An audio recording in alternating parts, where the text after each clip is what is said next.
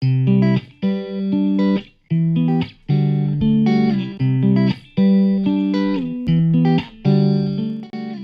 hey, hey! Welcome to the Real Talk podcast, where we will have chill conversations about life and talk about relatable life experiences, shared tips, wisdom, and truth. The truth. Hoping that this would be a great reminder and shift as we walk through life. Hello, guys. Welcome back to the Real Talk podcast. So for today, we don't have any guests. We don't have anyone with us because we will just be sitting here and we will be talking about all the random things about life, and all these little things that we thought that don't affect us, but it does. As random as about Justin Bieber, Tori Kelly, also about being angry during this season because I've been there. I know how it feels. Also about this favorite series of mine, which is The Chosen. First topic that came into my mind was this topic of being legalistic because most of the time we just tend to judge other people on how they act. I mean, it's inevitable for us sometimes to just react, always react. Pero lagi natin kakalimutan na we were there, we have been there, and we are still there. We want other people to act perfectly. Ayaw natin magkamali yung ibang tao. Maybe because that's how much we love them. But love shouldn't be controlling. Love should always be freeing. And love should always draw you from loving even deeper, right? Kahit di natin ginusto na ma-affect yung ibang tao sa mga desisyon natin, kahit na hindi natin ginusto dati na makasakit ng iba, it ended up na it happened, na it affected other people with all the decisions that we made.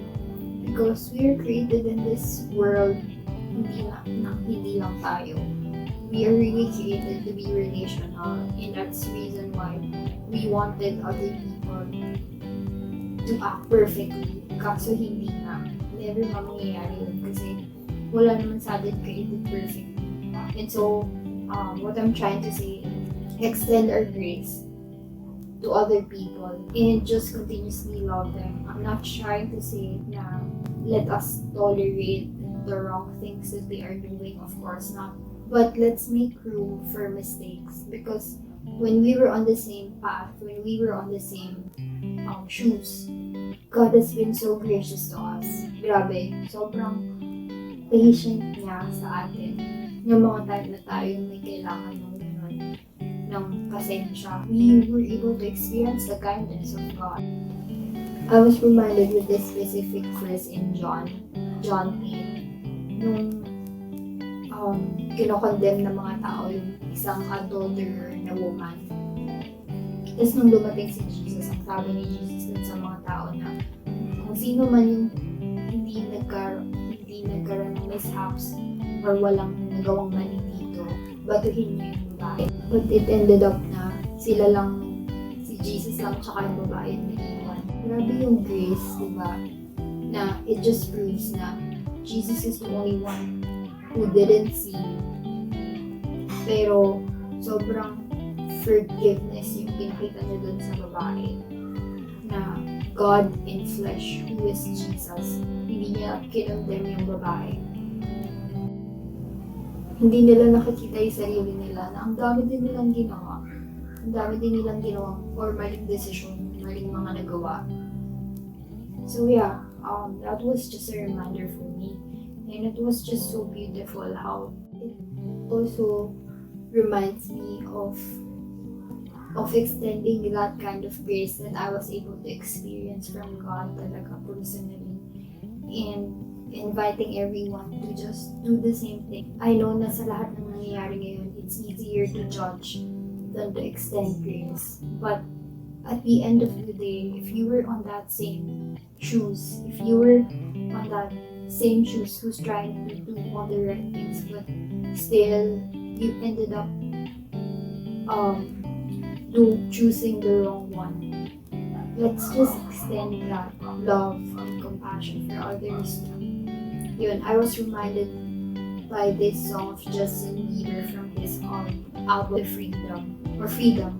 It says dun sa lyrics na, do we got the room to make mistakes? Are we judged to everything we say?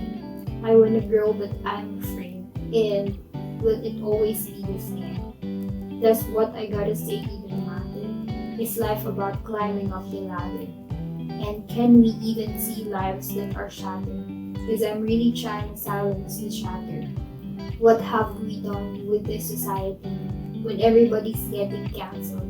And can there be room for maturity? Because writing him off is not the answer. Sobrang ganda ng lyrics. And when I first heard this song on YouTube, I was just so amazed by the humility of Justin Bieber as a Christian musician. Yun, it's just so amazing how he put those lyrics all together. And nakaka-humanize talaga. Sobrang ganda ng tracks dun sa album, guys. Meron pa dun isa siyang song na kinanta with Chandler Moore and Tori Kelly. Where Do I Fit In? Yung title. Sobrang vulnerable at genuine ng lyrics ng kanta. Basta yung buong 6 songs yata. Yeah, 6 songs ng buong album. It just tells so much of our humanity and where God is during the season. Dun sa mga kanta na yun. Sobrang galing. He is really made to be famous, to sing the real life experiences of people and translate it to how God really wants to speak. And speaking of collaboration with Tori Kelly, yun, sobrang favorite ko din yung Hiding Place na album ni Tori Kelly. It was released 2018. One of the most real lyrics then that I've heard. Not denying the suffering and hurts of a human being, but at the same time, it reminds of how great God is. Sobrang ganda ng tunes yan, sobrang ganda ng beats. Ano man yan, kay Justin or kay Tori man yan, sobrang can't say anything. They are really made famous for a purpose talaga. I mentioned earlier about this series. It's not in Netflix, but it has its own application. So it's called The Chosen series. Yung season 1 nung series ended already, but the second season was just released last early April. Hindi ako movie person, hindi din ako series person, hindi din ako Netflix person. And so with someone who isn't really into movies and into series, I can definitely say that I was drawn into this. Hindi siya boring. Hindi siya tulad ng mga Bible movies na boring.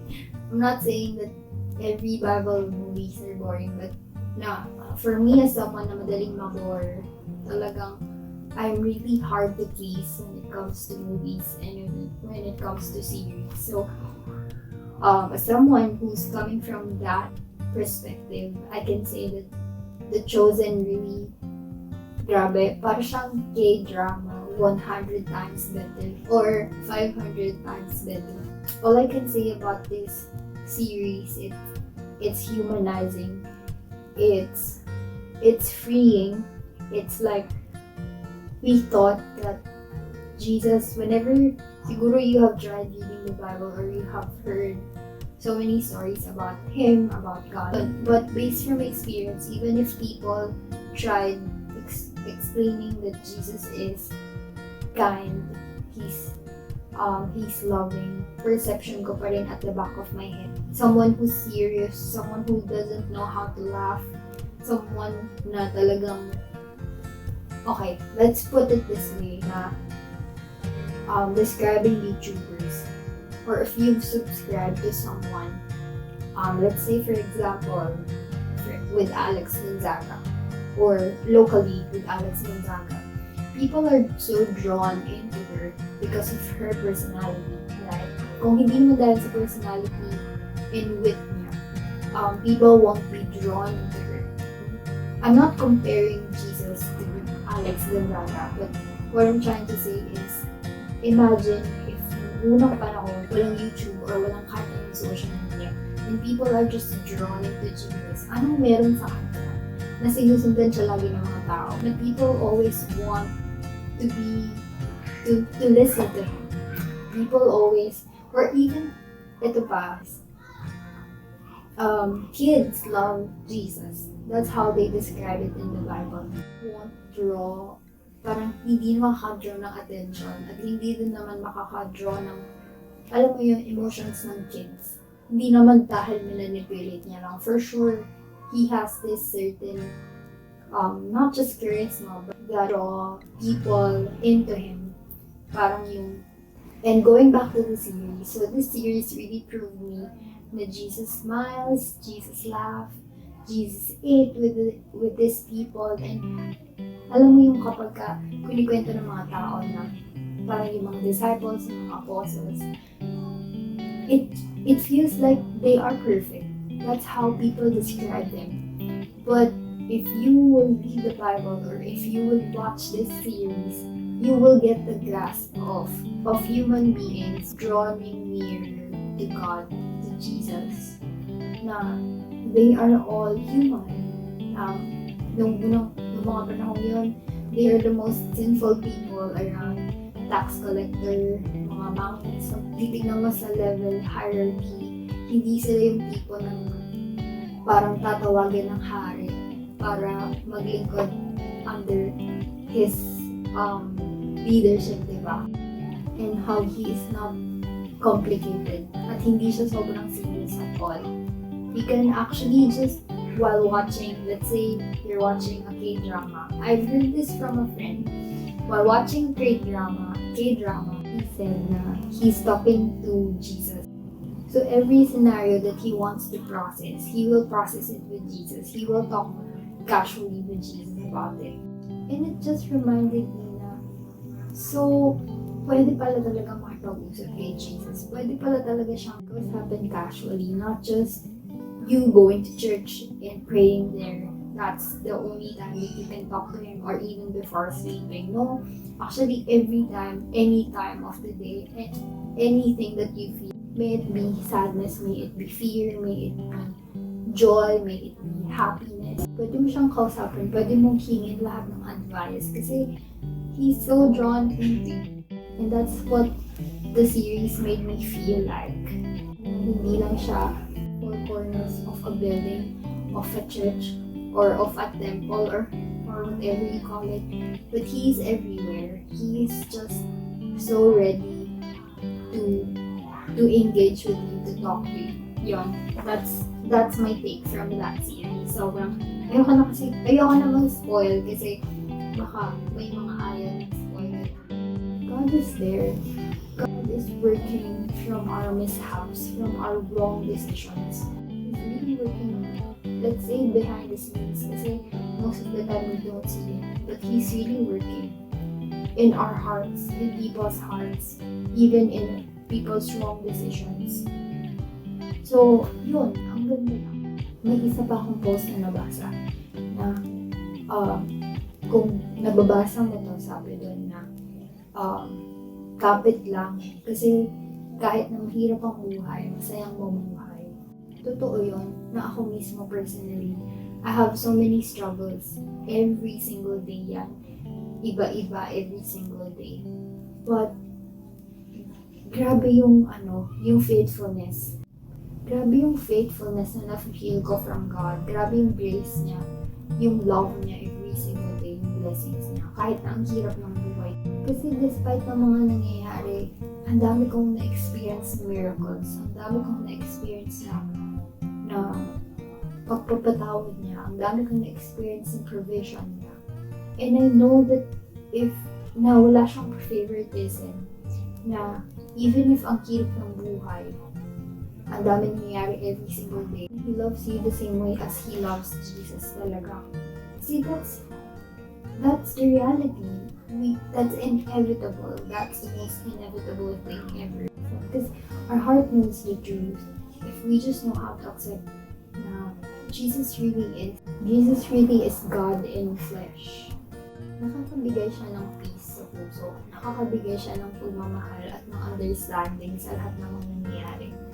Na oo, nakakainis nga yung ibang mga nangyayari. But at the end of the day, it's still you with your perspective, and it's still you with yung hindi na empty na heart, yung hindi na empty na purpose, because you have Him and you are breathing because of His grace, because of His love. Hindi niya utang yung pagiging Diyos niya sa atin, kasi kahit anong mangyari, kahit anong gawin natin, He is still God. But for us, sa ating tao, if we take a look at it, if we take a look closer to our lives, it will make us really realize we need a God who's so perfect to love us. And He loves us already. We just have to accept that to ourselves, that He really loves us. Like how He loves Jesus, and like how He loves other people who claims to be loved by God. I know that we just don't claim to be loved by God, but it's genuine, it's true, and we feel that joy in our hearts. And I salute all the big artists who has been testifying about Jesus' love, like Rika Peralejo, like Kuya Jobert Barngeisler, si Justin Bieber, si Tori Kelly, lahat ng mga artists na yan. It's fearing to put your faith out there kasi baka i-hate ka, i-bash ka ng mga tao. Pero ano bang nangyayari? Ano bang ginagawa ni God with all of those? He just turns testimonies like that for other people. Doon lang naman talaga humuhugot ng truth despite na ang daming bashers, ang daming mga negative news about them. And yun, to wrap this up, I just want to put it out there na let's not give anger power to rule over our lives. Kasi hindi naman yung kaaway natin or yung kinagagalitan natin ng bagay o tao yung nasasaktan whenever we feel angry.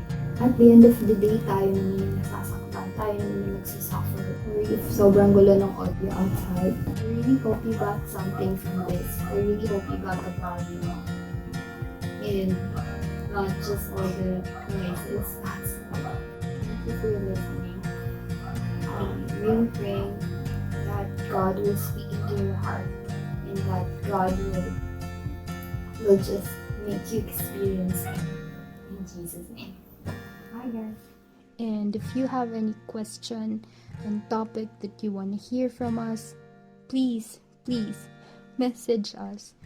We'd love to include those too. I hope to see you guys on our Real Talk episodes. I'm your host, Camille. Enjoy this podcast as much as we did while recording it. Stay safe. God cares about you so much.